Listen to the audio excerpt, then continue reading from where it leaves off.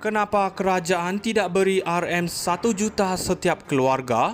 Ekonomi berkembang. Sebagai penganalisis politik yang pedas dan panas, mari kita lihat isu pemberian RM1 juta kepada setiap keluarga di Malaysia yang diutarakan oleh Rafizi Ramli. Cadangan yang muncul di media sosial ini mungkin tampak seperti satu idea yang mengunggah semangat. Tetapi realitinya adalah ia hanyalah ilusi yang tidak berpijak di bumi nyata.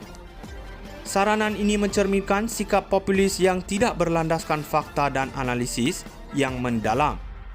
Rafizi dengan bijak membongkar kebodohan di sebalik cadangan tersebut menunjukkan bahawa ia bukan sahaja tidak praktikal tetapi juga berbahaya bagi ekonomi negara.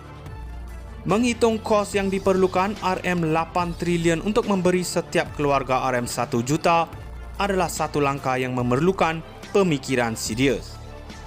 Kita bercakap tentang satu jumlah yang bukan sahaja melebihi bajet tahunan kerajaan, tetapi juga mencipta masalah inflasi yang tidak terkawal. Sejarah telah menunjukkan apa yang berlaku apabila kerajaan cuba mencetak wang secara berlebihan, inflasi melambung tinggi, nilai mata wang menjunam dan rakyat menjadi mangsa. Jika kita ingin mengelakkan nasib yang sama, pemimpin harus berfikir lebih jauh daripada sekadar memberikan hadiah tunai. Rafizi juga menyentuh tentang ketiadaan produktiviti yang akan timbul jika semua rakyat menjadi jutawan dalam sekelip mata. Siapa yang akan bekerja? Idea ini membayangkan satu masyarakat yang tidak berfungsi di mana semua orang hanya duduk menunggu wang jatuh dari langit. Di mana pula inisiatif untuk meningkatkan kemahiran dan memberi peluang pekerjaan yang berdaya saing. Pemikiran seperti ini membuktikan betapa ceteknya pendekatan sesetengah pemimpin terhadap isu ekonomi. Secara keseluruhannya, kita perlukan perdebatan yang lebih intelektual dan berasaskan bukti. Bukan cadangan populis yang hanya akan merosakkan ekonomi kita pada jangka panjang. Rafizi telah melakukan tugas yang baik dalam menegaskan perlunya pemikiran kritis dalam setiap cadangan yang dilontarkan. Dan itu adalah sesuatu yang perlu diterima pakai oleh semua pemimpin politik. Kenapa kerajaan tidak beri RM1 juta setiap keluarga? Ekonomi berkembang. Sebagai penganalisis politik yang pedas dan panas, mari kita lihat isu pemberian RM1 juta kepada setiap keluarga di Malaysia yang diutarakan oleh Rafizi Ramli. Cadangan yang muncul di media sosial ini mungkin tampak seperti satu idea yang mengunggah semangat. Tetapi realitinya adalah ia hanyalah ilusi yang tidak berpijak di bumi nyata. Saranan ini mencerminkan sikap populis yang tidak berlandaskan fakta dan analisis yang mendalam. Rafizi dengan bijak membongkar kebodohan di sebalik cadangan tersebut menunjukkan bahawa ia bukan sahaja tidak praktikal tetapi juga berbahaya bagi ekonomi negara. Menghitung kos yang diperlukan RM8 trilion untuk memberi setiap keluarga RM1 juta adalah satu langkah yang memerlukan pemikiran serius.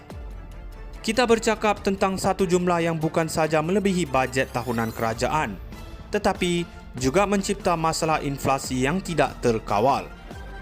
Sejarah telah menunjukkan apa yang berlaku apabila kerajaan cuba mencetak wang secara berlebihan, inflasi melambung tinggi, nilai mata wang menjunam dan rakyat menjadi mangsa.